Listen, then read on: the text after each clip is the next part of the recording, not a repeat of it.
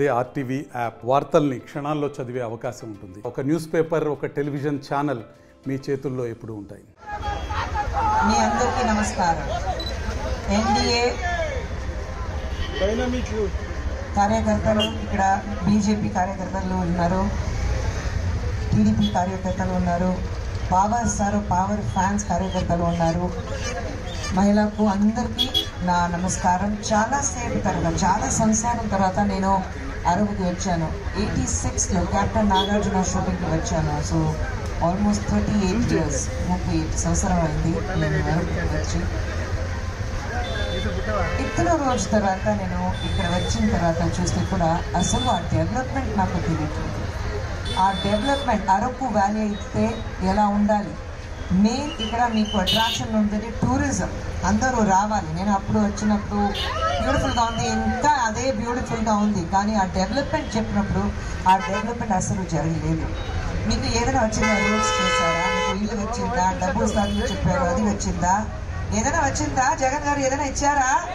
మనకు తెలియకుండా ఏదైనా ఇచ్చారా? వచ్చారా? ఇటు సైడ్ పార్టీ నుంచి ఎవరైనా వచ్చారా?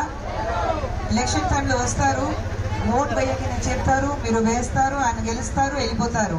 ఆ తర్వాత 2 లక్షల కోట్లు ఆయన బ్యాంక్ అకౌంట్లో ఉంటుంది, మీకు అస్సలు శూన్యం వస్తుంది, ఏమీ రాదు. మీకు ఇదే పని జరుగుతుంది. నేను అడుగుతున్నాను, ఇంతవరకు జగన్ రెడ్డి గారు ఈరోజు పొద్దునే ఒక స్టేట్మెంట్ ఇచ్చారు, 2035 వరకు నాకు అవకాశం ఇస్తే నేను అన్ని చేసేస్తాను. మరి ఎన్ని రోజులు అవకాశం ఇచ్చారు, ఏం చేశారు మీరు? ఏం చేయలేదు. దీంట్లో వాళ్ళు మగాళ్ళు ఎక్కడన్నా తాగుతూనే ఎక్కడ ఉంటారో మనకి తెలియదు, అందరికీ ఆ భయం ఉంది. ఇప్పుడు ఆ డెవలప్మెంట్ మాట్లాడితే ఈరోజు మన భారతదేశం మీరు చూస్తే ప్రైమ్ మినిస్టర్ నరేంద్ర మోదీ గారు ఆయన చూస్తే ప్రతిసారి ప్రతి జాగాలో ఇక్కడ ఎక్కడైనా ఉంటే ఆయన ఈ దేశం ఎలా ముందుకు వెళ్ళాలని మాట్లాడుతూనే ఉన్నారు. ఇప్పుడు కాదు, 2000 వికసిత్ భారత్ అంటే ఏంటి తెలుసా మీకు? 2047 మా భారతదేశానికి 100 years కంప్లీట్ అయితే, ఫ్రీడమ్ 100 years కంప్లీట్ అయితే ఆ టైంలో ఈ దేశం ఎలా ఉండాలి, దేనికి ఇప్పుడే ఆయన పని స్టార్ట్ చేశారు. ఇప్పుడు ఇది మీరు నేను కాదు, మా పిల్లలు ఎలా ఉంటారు, అప్పుడు ఆ నెక్స్ట్ జనరేషన్ మన పిల్లలు ఎలా ఉంటారు అది అని చూడాలి. ఇప్పుడు నేను ఉన్నాను, ఇప్పుడు బాగున్నాను, పర్వాలేదు, రేపు ఎలా ఉంటానో తెలీదు. మన ఇంట్లో కూడా మీరు ఈ రోజు బాగుంటే రేపు ఎలా ఉండాలని మీరు ఇప్పుడు ఆలోచిస్తున్నారు. ప్రైమ్ మినిస్టర్ మోదీ గారు 2047లో ఈ భారతదేశం ఎలా ఉందినా ఇప్పుడు ఆలోచిస్తున్నారు. ఇలాంటి ఒక గ్రోత్ ఉండాలి.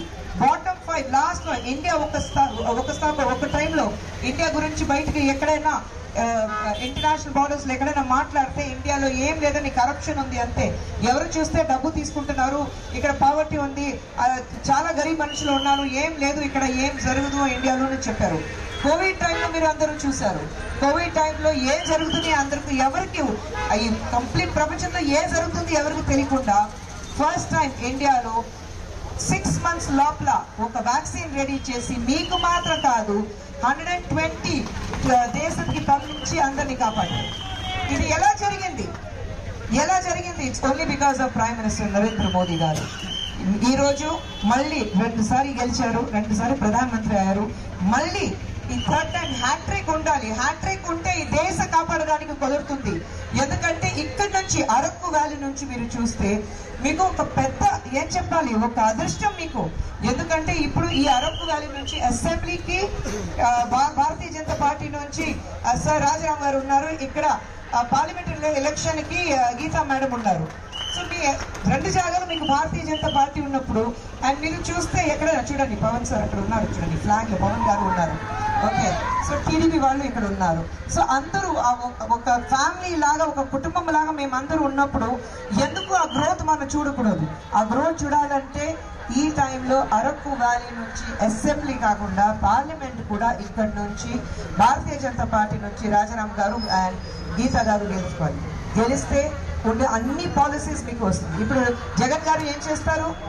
ఇక్కడ ఉన్నప్పుడు మన సెంట్రల్ గవర్నమెంట్ నుంచి ఏ పాలసీ అయితే మీకు రాదు. ఇవ్వట్లేదు. ఎందుకంటే అవి ఇస్తే మీకు తెలిసిపోతుంది కదా, ఇది సెంట్రల్ గవర్నమెంట్ నుంచి మీకు అన్ని పాలసీస్ వచ్చింది, స్కీమ్స్ వచ్చింది, అందుకంటే ఇవ్వట్లేదు. కావాలంటే ఇవ్వట్లేదు. నేను ఇస్తాను కదా, ఆ కామెడీ లాగా బ్రహ్మానందం గారు నేను ఉన్నాను కదా, నేను ఇస్తాను కదా, అదే మాత్రం జరుగుతుంది, ఇంకా ఏమీ జరగదు. జగన్ రెడ్డి గారు మీరు చూస్తే ఎందుకు ఆయన ఫ్యామిలీలో చూడండి, ఆయన చెల్లి కూడా బయటకు పోయింది. ఎందుకంటే లోపల కూడా అంత ప్రాబ్లం ఉంది. సో లోపల ఎంత ప్రాబ్లం ఉన్నప్పుడు మీకు తెలుసు, ఎక్కడైనా ఒక క్లారిటీ లేకుండా మీకు జగన్ రెడ్డి గారు ఉన్నారు ఇక్కడ. కానీ అరకు వ్యాలీలో ఆ డెవలప్మెంట్ ఉన్నారు. అరకు వ్యాలీలో దేశం మాత్రం కాదు, బయట నుంచి వెళ్ళి ఫ్రమ్ డిఫరెంట్ కంట్రీస్ అందరూ ఇక్కడ రావాలి. మీరు ఇక్కడికి వెళ్తే కాశ్మీర్ ఉంది, ఉత్తరాఖండ్ ఉంది, రిషికేశ్ ఉంది, మన తమిళనాడులో కొడైకెనాల్ ఉంది, ఊటీ ఉంది. అరకు అలాంటి ఒక బ్యూటిఫుల్ ప్లేస్. మీకు అంతా ఇక్కడ మీకు స్పేస్ ఉంది డెవలప్ చేయడానికి. కానీ అది డెవలప్ అవ్వాలంటే, మీకు జాబ్స్ రావాలంటే, మీ పిల్లలు ఖచ్చితంగా పెద్దవాళ్ళు రావాలంటే డెఫినెట్గా ఇక్కడ నుంచి గీతా గారు అండ్ రాజారాం గారు గెలుచుకోవాలి.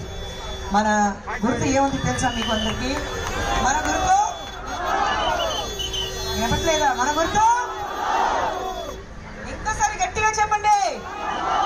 కరెక్ట్. కామన్గా ఓట్ చేయాలి, మర్చిపోకూడదు. ఎందుకంటే అది ఉంటే అన్ని పాలసీస్ అన్ని మీకు జాబ్స్ వస్తాయి, మీ పిల్లలకి ఒక భవిష్యం ఉంటుంది. ఇక్కడ చాలా ఆడవాళ్ళు ఉన్నారు, అందరికీ నారీ శక్తి, ప్రైమ్ మినిస్టర్ నారీ శక్తి గురించి మాట్లాడుతారు. నారీ శక్తి చూడండి, ఇక్కడ ఉంది ఒక పెద్ద నారీ శక్తి ఇక్కడ ఉంది. ఇంకా ఏం కావాలి మీకు? ఇక్కడ మనందరికీ కూడా ఒక స్ఫూర్తినివ్వడానికి మన కోసం వచ్చిన మన జాతీయ కార్యదర్శి, అలాగే ప్రముఖ సినీ నటి, ఆవిడ హీరోయిన్ గా చాలా సినిమాలు చేశారు, కన్నడ, తమిళ, తెలుగు సినిమాలు. ఆవిడ మన కోసం ఇక్కడికి వచ్చి మనందరికీ ఒక కొత్త ఉత్సాహాన్ని నింపడానికి వచ్చిన ఆవిడకి నేను హృదయపూర్వకంగా శిరస్సు వంచి నమస్కారాలు తెలియజేస్తున్నాను. Thank you so much ma'am. ఇక్కడికి వచ్చిన ప్రతి ఒక్కరికి, నా గిరిజన సోదర సోదరిమణులకి, 3 పార్టీలు ఎన్డీఏ కుటుంబ సభ్యులందరికీ, నాయకులకి, ప్రజలకి, ఇక్కడికి వచ్చిన ప్రతి ఒక్కరికి పేరు పేరున నేను పాదాభివందనం చేస్తున్నాను. సప్లా నిధులు వచ్చినాయా? ట్రైకాన్ నిధులు వచ్చినాయా? మద్యపాన నిషేధం జరిగిందా? ఏజెన్సీ డిఎస్సి వచ్చిందా? గిరిజనుల మీద కేసులు ఎన్ని పెడుతున్నారో చూస్తున్నాం. ఈ రోజు మన పిల్లలకి ఉద్యోగాల అవకాశాలు లేవు. మన విద్య కూడా మనకి ప్రాథమిక పాఠశాలలో తీసివేశారు. అలాగే మనకి వైద్యం సదుపాయం అందుతుందా? డాక్టర్లు ఉంటున్నారా?